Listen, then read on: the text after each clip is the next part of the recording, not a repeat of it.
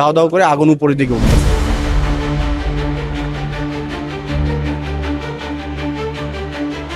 আমার পরিচিত এখানে যারা তিনজন ছিল, একজন বাচ্চা এবং দুজন হচ্ছে মহিলা নারী, তারা তিনজনই ইনস্ট্যান্ট ডেড। হতে পারে আমার পরিচিত, হতে পারে আমার ঢাকার বাসী, কিন্তু দুঃখের বিষয় এখনো বাংলাদেশ হাই কমিশনার এখানে আসেনি। এই ব্যবস্থাগুলো পরিবর্তন করতে হবে। আমরা বাংলাদেশিরা কলকাতাতে আসি ট্রিটমেন্টের জন্য, ঘোরার জন্য, তাই না? তো সেই জন্য আমাদের সেফটি তো ফার্স্ট। এখানে 50 বছর 60 বছরের পুরনো লিফট, ইলেকট্রিক যে ব্যবস্থা খুবই পুরনো, এটাকে আধুনিকের কোনো ছোঁয়াই তারা দেয় না। এর মধ্যে আমি আমার বাচ্চাকে নিয়ে ছাদে চলে গেছি, যারা আমার ওয়াইফ আটকা পড়ছিল, সেন্সলেস হয়ে গেছিল। ফ্ল্যাট বাড়ি ছিল, বাসা বাড়ি ছিল, এটাকে তারা মডিফাই করে হোটেল বানিয়েছে, কিন্তু অ্যাকচুয়ালি এটা হোটেলের পর্যায়ে পড়ে না। এই ধরনের অবৈধ স্থাপনা বা এই ধরনের হোটেল, অবৈধ হোটেল, এইগুলো বাদ দিতে হবে।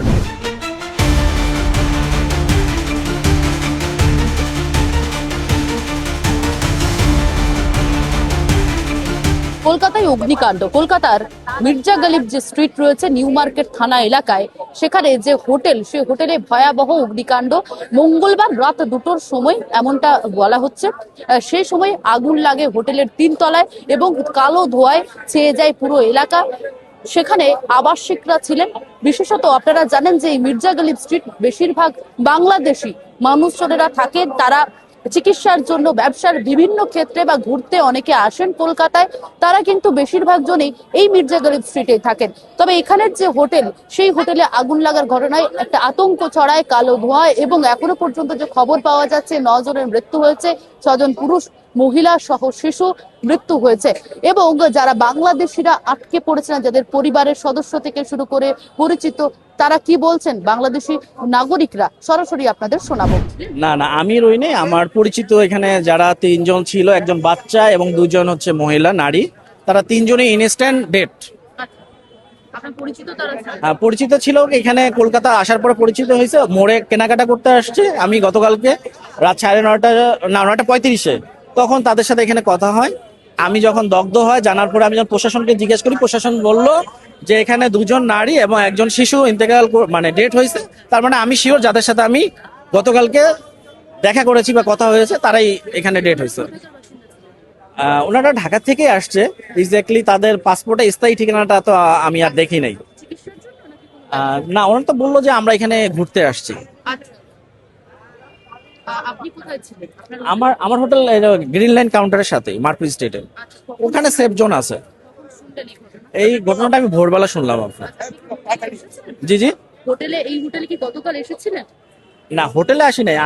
আমি রাত 1টার সময় শ্রীলেদার থেকে কেনাকাটা করে নিউ মার্কেট ঘুরে, আমার সাথে আরো 2 জন আছে, আমরা খাওয়া দাওয়া করে এই রাস্তাটা হাঁটা চলাফেরা করলাম। 1টার দিকে এখান থেকে চলে গেছি, তখন স্বাভাবিকই ছিল, কোনো কিছু আপনার সমস্যা আমরা দেখিনি। তো বিষয় হচ্ছে, আমি 4 দিন আগে এসেছি, আমি এই হোটেলেও গেছিলাম। তো আমি যখন উঠি হোটেল দিয়ে, দেখবেন ভিতরে ঢুকে একটা কাঠের সিঁড়ি আছে আর পাশে একটা ছোট লিফট। তো ওই লিফটে সর্বোচ্চ 2 জন যাইতে পারে, আর যেই কাঠের সিঁড়িটা আছে ওইটা দিয়ে উঠতে হবে 4 তলায়।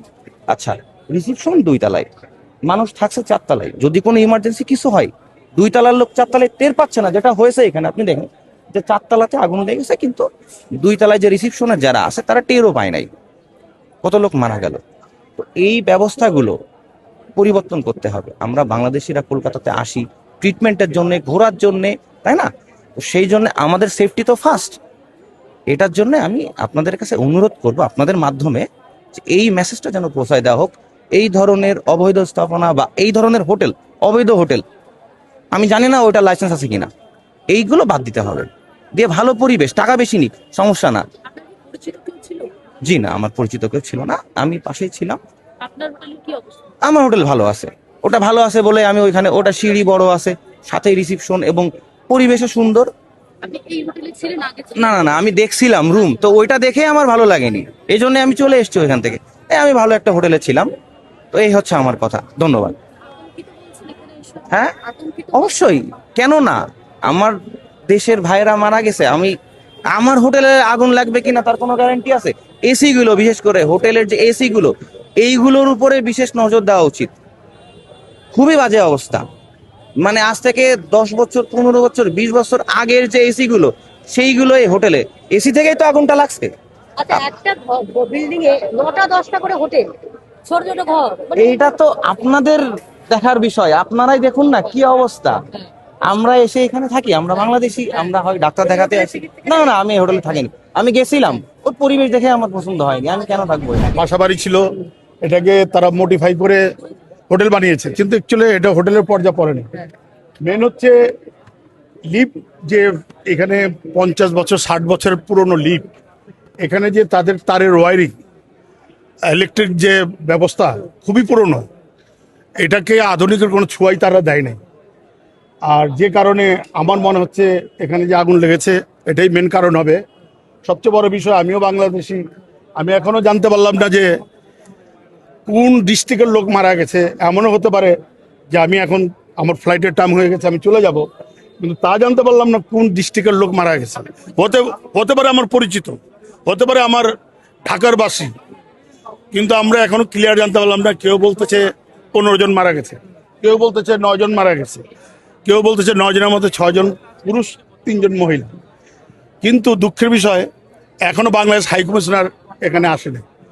আমাদের বাংলাদেশের জন্য প্রথমেই এখানে আসা উচিত ছিল বাংলাদেশ হাই কমিশনার, কিন্তু আমি 10টা বাজে এসে দেখলাম একজন নেত্রী আসছিল, ওনার নামটা আমি ঠিক জানি না। হ্যাঁ হ্যাঁ হ্যাঁ, ওনার নামটা অগ্নিমিত্রা পাল। হ্যাঁ, উনি অগ্নিমিত্রা পালের বক্তব্য আমি শুনলাম, কিন্তু পাশে কিন্তু আমাদের হাই কমিশনার থাকা দরকার ছিল। তাহলে আমাদের বাংলাদেশের হাই কমিশনার কি করতেছে এখানে বসে? এই দুর্দিনে যদি বাংলাদেশ হাই কমিশনার না আসে, তাহলে এই হাই কমিশনার দিয়ে আমাদের কি লাভ? আপনারা যে হোটেলে উঠেছেন সেখানকার কি পরিস্থিতি? আমি হোটেলে 2বার ছিলাম, এর জন্য আমি বলতে পারি এই হোটেলের কারণটা। আমার যা ধারণা, 100% আমার ধারণা, লিফট থেকে এটা শর্ট সার্কিট হয়েছে। লিফটগুলোর অবস্থা খারাপ, খারাপ মানে কি, অনেক পুরনো, ইলেকট্রিক ফাংশনটা অনেক পুরনো। সিঁড়ির কি অবস্থা? সিঁড়িটা ঠিক আছে, সিঁড়ির প্রবলেম না, প্রবলেম তো সিঁড়িতে ফায়ার হয় না, ফায়ার তো হয় লিফট। আপনার আনুমানিক রাত 1টা থেকে 30 আমি আমার বাচ্চার দুধ দিতে উঠছি, তখন দেখি আপনার নিচে খুব চিল্লাচিল্লি হচ্ছে। চিল্লাচিল্লি হওয়ার পরে আমি যেই হোটেলের গেটটা আছে, আমি ওইটা দেখি যে আপনার সেকেন্ড ফ্লোরের সিঁড়ির গোড়ায় আর কি দাও দাও করে আগুন উপরের দিকে উঠতেছে, ধোঁয়া আর আগুন। আমার হোটেলের যে স্টাফটা ছিল, যে হোটেলে আমি আসি, উনি দ্রুত নেবে ফায়ার সার্ভিস খবর দিচ্ছে। এর মধ্যে আমি আমার বাচ্চাকে নিয়ে ছাদে চলে গেছি। ছাদে যাওয়ার আমার ওয়াইফ আটকা পড়ছিল, উনি সেন্সলেস হয়ে গেছিল। তারপর ফায়ার সার্ভিস 1 থেকে 2 মিনিট হবে না, হয়তো সময় না, দ্রুত এসে তারা 10 থেকে 15 মিনিট আগুন নিয়ন্ত্রণে নিয়েছে। আমাদের তার পরবর্তীতে এক এক করে সবাইকে সেফভাবে বের করছে। আর আপনার একটা ছিল তো সেকেন্ড ফ্লোর থেকে লাফ দিয়ে তার আপনার পা ভেঙে গেছে। আচ্ছা, যাদের মারা গেছে তাদের সঙ্গে দেখা হয়েছে, তখন দেখেছেন? না, তাদের সাথে কারো দেখা হয়নি। মানে ওরা কি ছিলেন, কারা ছিলেন জানেন? না, এটা বলতে হবে না। আপনারা কি জন্য এসেছিলেন এখানে? আমরা আসছি মেডিকেলে। বাংলাদেশ থেকে? জি জি। আপনার ওয়াইফ অনেক বললেন, তারপর তো আমি তখন তো তার কাছে ছিলাম না। আমার যে পাশের রুমে এক ভদ্রলোক ছিল, উনি আর ওনার ওয়াইফ আমার ওয়াইফকে আর কি পানি ঠানি দিয়ে সুস্থ করছে। তার পরবর্তীতে আমরা তো এখানে ছিলাম প্রায় 2-3 ঘন্টা। তারপর সকাল হওয়ার পরে আমরা একটা হোটেল নিয়েছি, ওইখানে আসি আপাতত। তারপরে আমাদের মালামাল 6টার দিকে বোঝাই দিয়েছে। ধোঁয়া হয়ে গেছিল বোধহয়। অনেক ধোয়া হয়ে গেছিল, অনেক। বেরোবার রাস্তা কোথাও দেখতে পাচ্ছিলেন? না, বেরোনোর রাস্তা দেখা যাচ্ছিল না। সিঁড়িতে আগুন ছিল। হ্যাঁ, সিঁড়িতে আগুন ছিল, সেকেন্ড ফ্লোরের সিঁড়িতে আগুন ছিল। আর এই যে অনেক সময় থাকে না অ্যালার্ম বাজে বা এই ধরনের কিছু ছিল। স্টাফ কাউকে দেখেছিলেন?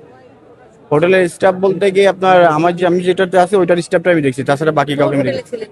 আপনার রয়কো গেস্ট হাউস। আচ্ছা, এখানে স্টাফ ছিল, জি। ওরা বাঁচাবার চেষ্টা করছিলেন আপনাদের? না, উনি নেমে গেছিল।